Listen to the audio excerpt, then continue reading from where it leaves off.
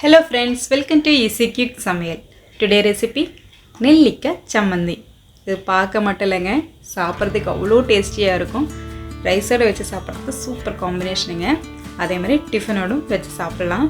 அந்தளவுக்கு டேஸ்ட்டு சூப்பராக இருக்குது. வாங்க இது எப்படி பண்ணதுன்னு பார்க்கலாம். உங்களுக்கு என்னோடய வீடியோ பிடிக்காத லைக் அண்ட் கமெண்ட் பண்ணுங்கள். சப்ஸ்கிரைப் பண்ணி பாருங்கள். ஃப்ரெண்ட்ஸ் அண்ட் ஃபேமிலிக்கு ஷேர் பண்ணுங்கள்.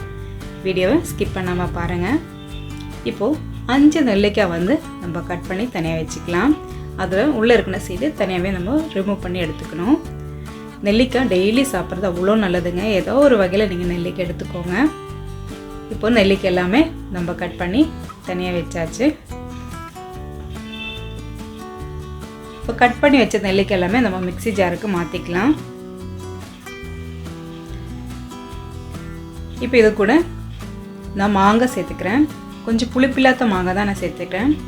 நீங்கள் மாங்காய்க்கு பதிலாக கொஞ்சோண்டு புளி சேர்த்துக்கலாம். 1 கப் அளவுக்கு நல்லா துருவன தேங்காய் நம்ம சேர்த்துக்கலாம்.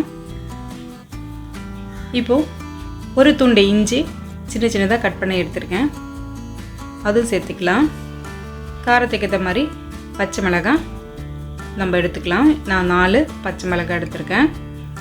இப்போ இதுவும் சேர்த்து கொஞ்சோண்டு கருவேப்பிலையும் நம்ம சேர்த்துக்கலாம்.